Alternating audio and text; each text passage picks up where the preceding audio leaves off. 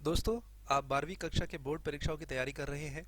आपको नए पैटर्न के अनुसार बहुविकल्पीय प्रश्नों को भी तैयार करना होगा। हमने आपके लिए 200 से भी अधिक वस्तुनिष्ठ प्रश्नों को तैयार किया है। यह कुल 6 भागों में संकलित किया गया है। आप इस वीडियो को देखकर सभी प्रश्नों को समझ पाएंगे एवं याद रख पाएंगे। आपको आपके बोर्ड परीक्षाओं के लिए शुभकामनाएं। First question, who said human geography is the synthetic study of relationship between human societies and earth surface? किसने कहा मानव भूगोल मानव समाजों और धरातल के बीच संबंधों का संश्लेषित अध्ययन है? विकल्प है Ratzel, Semple, Vidal de Lablache, Griffith Taylor. इसका सही विकल्प रेडजल है। एनसीईआरटी में रेडजल, सैंपल और विडाल डी लाब्लाश तीनों की परिभाषाएं दी हुई हैं, जिनमें से आप देखेंगे तो रेडजल की परिभाषा यही कहती है। रेडजल को आधुनिक मानव भूगोल के जनक के रूप में भी जाना जाता है। Question 2, the interaction between primitive human society and strong forces of nature was termed as dash. प्राचीन मनुष्य समाज एवं कठोर प्राकृतिक बलों के संबंधों को कहते हैं। आपके ऑप्शंस है एनवायरमेंटल डिटर्मिनिज्म, पर्यावरण निश्चयवाद, पॉसिबिलिज्म, संभववाद, नियो डिटर्मिनिज्म, नव निश्चयवाद या इनमें से कोई नहीं। इसका सही विकल्प है एनवायरमेंटल डिटर्मिनिज्म यानी पर्यावरण निश्चयवाद। Third question, who coined the term stop and go determinism? किसने रुको व जाओ निश्चयवाद शब्द को प्रतिपादित किया? आपके विकल्प है रेडजल, सैंपल, विडाल डी लाब्लाश और ग्रिफिथ टेलर। भूगोल की विचारधाराओं में जब ड्यूअलिज्म या द्वैतवाद आ गया था, तो एक तरफ डिटर्मिनिज्म और एक तरफ पॉसिबिलिज्म को मानने वाले लोगों के बीच का रास्ता निकालने के लिए ग्रिफिथ टेलर ने स्टॉप एंड गो डिटर्मिनिज्म शब्द को प्रतिपादित किया था। Fourth question, the approaches used in human geography during the period of 1930s was. 1930 के दौरान मानव भूगोल में किस उपागम का प्रयोग हुआ था? आपके ऑप्शंस है एरियल डिफरेंशिएशन यानी क्षेत्रीय विभेदन, स्पेशल ऑर्गेनाइजेशन यानी स्थानिक संगठन, क्वांटिटेटिव रेवोल्यूशन यानी मात्रात्मक क्रांति या इनमें से कोई नहीं। इसका सही उत्तर है एरियल डिफरेंशिएशन। 1930 के दौरान ये नया उपागम शुरू किया गया था, जिसमें किसी क्षेत्र विशेष के यूनिकनेस को दिखाने के लिए या समझने के लिए इसका प्रयोग किया जाता था। Fifth question, which of the following is not a सब फील्ड ऑफ इकोनॉमिक ज्योग्राफी? निम्नलिखित में से कौन आर्थिक भूगोल का उपक्षेत्र नहीं है? एग्रीकल्चरल ज्योग्राफी, कृषि भूगोल, इंडस्ट्रियल ज्योग्राफी, औद्योगिक भूगोल, कल्चरल ज्योग्राफी, सांस्कृतिक भूगोल या टूरिज्म ज्योग्राफी, पर्यटन भूगोल। एनसीईआरटी में दिए गए टेबल 1.2 के हिसाब से आर्थिक भूगोल के अंदर resources, agriculture, industries, marketing, tourism and international trade को इकोनॉमिक ज्योग्राफी का पार्ट माना गया है। Question 6, military geography is the sub field of. सैन्य भूगोल किस भूगोल का उपक्षेत्र है? अर्बन ज्योग्राफी, नगरीय भूगोल, पॉलिटिकल ज्योग्राफी, राजनीतिक भूगोल, सेटलमेंट ज्योग्राफी, आवास भूगोल, इकोनॉमिक ज्योग्राफी, आर्थिक भूगोल। इसका सही विकल्प है पॉलिटिकल ज्योग्राफी, राजनीतिक भूगोल। इलेक्टोरल ज्योग्राफी, मिलिट्री ज्योग्राफी इसके पार्ट्स हैं।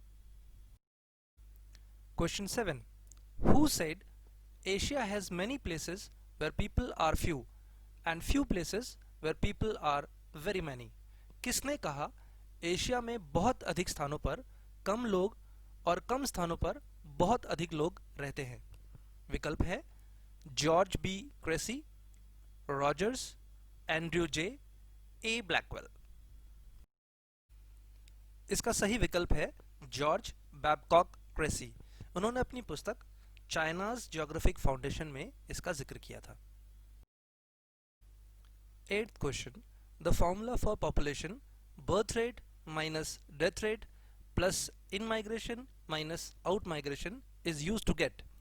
जन्म दर माइनस मृत्यु दर प्लस माइनस प्रवास सूक्ति द्वारा पता लगाया जा सकता है। विकल्प है CDR crude death rate, CBR crude birth rate, natural growth प्राकृतिक विकास, एक्चुअल ग्रोथ, वास्तविक विकास। इसका सही विकल्प है एक्चुअल ग्रोथ, वास्तविक विकास। Question 9, in the formula CDR is equal to D upon P multiplied by 1000, P stands for, ऊपर दिए गए सूक्ति में P क्या है? विकल्प है नंबर ऑफ डेथ्स, मृत्यु की संख्या, मिड एयर पॉपुलेशन, मध्य वर्षीय जनसंख्या, परसेंटेज, प्रतिशत, नंबर ऑफ बर्थ्स, जन्म की संख्या। इसका सही विकल्प है मिड ईयर पॉपुलेशन, मध्य वर्षीय जनसंख्या। डी यहां पर नंबर ऑफ डेथ्स को डील करता है और CDR का मतलब है crude death rate. Question 10, which of the following is a pull factor? इनमें से कौन सा अपकर्ष कारक है? अनएम्प्लॉयमेंट, बेरोजगारी, नेचुरल डिजास्टर, प्राकृतिक विपदाएं, एपिडेमिक, महामारियां, सिक्योरिटी ऑफ लाइफ, जीवन की सुरक्षा। इसका सही विकल्प है सिक्योरिटी ऑफ लाइफ, जीवन की सुरक्षा। पुल फैक्टर्स वो होते हैं जो लोगों को आकर्षित करते हैं किसी जगह पर जाने के लिए। Question 11, in which year the world population crossed 7 billion? किस वर्ष विश्व जनसंख्या 7 अरब के पार हुई थी? विकल्प है 1975, 2011, 1999, 2001। इसका सही विकल्प है सन 2011। 31 अक्टूबर सन 2011 को विश्व की जनसंख्या 7 अरब के पार पहुंच गई थी। Question 12, the world population may cross 8 billion mark by which year? किस वर्ष विश्व जनसंख्या 8 अरब के पार होने की संभावना है? विकल्प है 2025, 2050, 2020 या 2035। डेमोग्राफिक ईयरबुक सन 2009-10 के अनुसार सन 2025 में विश्व की जनसंख्या 8 अरब के पार जाने की संभावना है।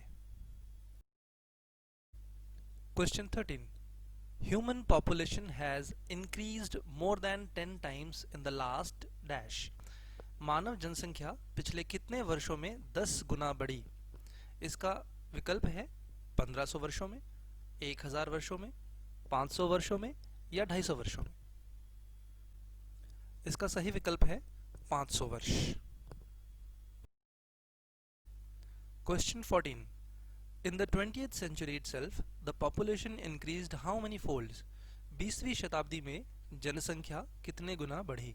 इसके विकल्प है 2 गुना, 3 गुना, 4 गुना या 5 गुना। इसका सही विकल्प है 4 गुना बढ़ी। Question 15, the annual population growth rate in India is? Bharat की वार्षिक जनसंख्या वृद्धि दर कितनी है? विकल्प है 3.18, 1.64, 2.37 या 0.12। इसका सही विकल्प है 1.64। इस दर से भारत की जनसंख्या वृद्धि हो रही है। Question 16, Peru lies in which stage of the demographic transition theory model? पेरू जननांकिकीय संक्रमण सिद्धांत के किस अवस्था में स्थित है? विकल्प है पहली स्टेज, दूसरी स्टेज, तीसरी स्टेज या इनमें से कोई नहीं। इसका सही विकल्प है दूसरा स्तर या दूसरा स्टेज। पेरू, श्रीलंका व कीनिया इसके मुख्य उदाहरण हैं। Question 17, Thomas Malthus in 1978 in his theory compared population growth with? Malthus के सिद्धांत में जनसंख्या की तुलना किससे की गई थी? विकल्प है फूड ग्रोथ यानी खाद्य वृद्धि, मिनरल ग्रोथ खनिज वृद्धि, फॉरेस्ट डिप्लेशन वन ह्रास या युद्ध वॉर। इसका सही विकल्प है फूड ग्रोथ यानी खाद्य वृद्धि। माल्थस ने पॉपुलेशन को जियोमेट्रिक प्रोग्रेशन से बढ़ता हुआ दिखाया था एवं खाद्य को अर्थमेटिक प्रोग्रेशन से बढ़ता हुआ दिखाया था। Question 18, which of the continent has shown maximum population growth rate in the last decade? किस महाद्वीप में सर्वाधिक जनसंख्या वृद्धि दर पिछले दशक में थी? विकल्प है एशिया, यूरोप, उत्तरी अमेरिका व अफ्रीका। डेमोग्राफिक ईयरबुक 2015 के अनुसार अफ्रीका महाद्वीप में सर्वाधिक जनसंख्या वृद्धि दर को आंका गया था। Question 19, Which of the following is not in the top 10 populous country in the world? इनमें से कौन सा देश विश्व के पहले 10 जनाधिक्य देशों में से नहीं है? विकल्प है नाइजीरिया, बांग्लादेश, पाकिस्तान या श्रीलंका। इसका सही विकल्प है श्रीलंका, क्योंकि वर्तमान लिस्ट के अनुसार 10 पॉपुलस कंट्रीज में China, India, USA, Indonesia, Brazil, Pakistan, Nigeria, Bangladesh, Russia और मेक्सिको है। जापान भी अब इस लिस्ट में नहीं है। Question 20, the best example of favourable sex ratio country is? अनुकूल लिंगानुपात का सर्वोत्तम उदाहरण है कतर, लैटविया, नाइजीरिया या जापान।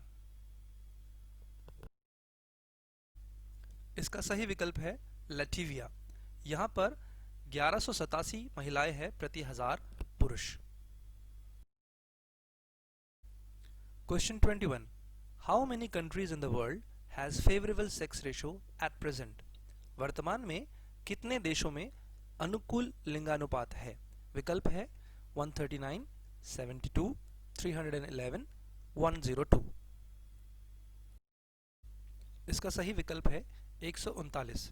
संयुक्त राष्ट्र की रिपोर्ट के अनुसार वर्तमान में 139 देशों में अनुकूल लिंगानुपात पाया गया है एवं 72 देशों में प्रतिकूल लिंगानुपात पाया गया है।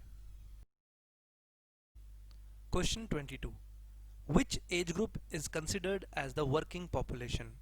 किस आयु वर्ग को कार्यशील जनसंख्या कहा जाता है?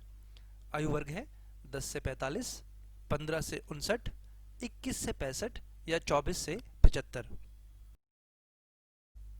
इसका सही विकल्प है 15 से 59 वर्ष।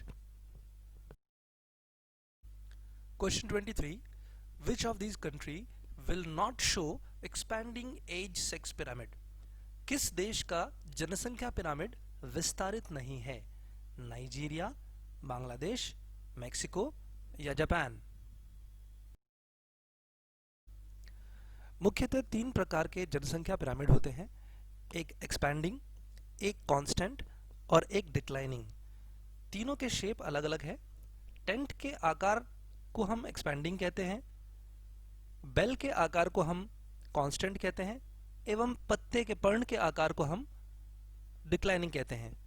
साफ तौर पर बांग्लादेश, मेक्सिको एवं नाइजीरिया का एक्सपैंडिंग है, जबकि जापान का नेगेटिव ग्रोथ वाला है। Question 24, what is the minimum age considered in India for calculating literacy rate? Bharat में साक्षरता ज्ञात करने के लिए न्यूनतम आयु क्या निर्धारित है? विकल्प है 21 वर्ष, 5 वर्ष, 7 वर्ष या 18 वर्ष। भारत में राष्ट्रीय साक्षरता मिशन के अनुसार यदि कोई व्यक्ति 7 वर्ष या उससे अधिक हो और वो किसी भी एक भारतीय भाषा में लिख, पढ़ व समझ सके तो उसे हम साक्षर कहते हैं। इस कारण इसका सही विकल्प है 7 वर्ष। Question 25, which country has favourable sex ratio in rural area? इनमें से किस देश के ग्रामीण क्षेत्र में अनुकूल लिंगानुपात है? विकल्प है जिम्बाब्वे, न्यूजीलैंड, फिनलैंड या नेपाल। डेमोग्राफिक ईयरबुक 2015 के अनुसार जिम्बाब्वे में सर्वाधिक ग्रामीण क्षेत्रों में अनुकूल लिंगानुपात देखने को मिलता है। इस कारण जिम्बाब्वे सही विकल्प है। इस वीडियो में केवल इतना ही। आने वाले वीडियोस में हम अन्य चैप्टर्स को इंक्लूड करेंगे। ज़रूर देखें और बेस्ट ऑफ लक।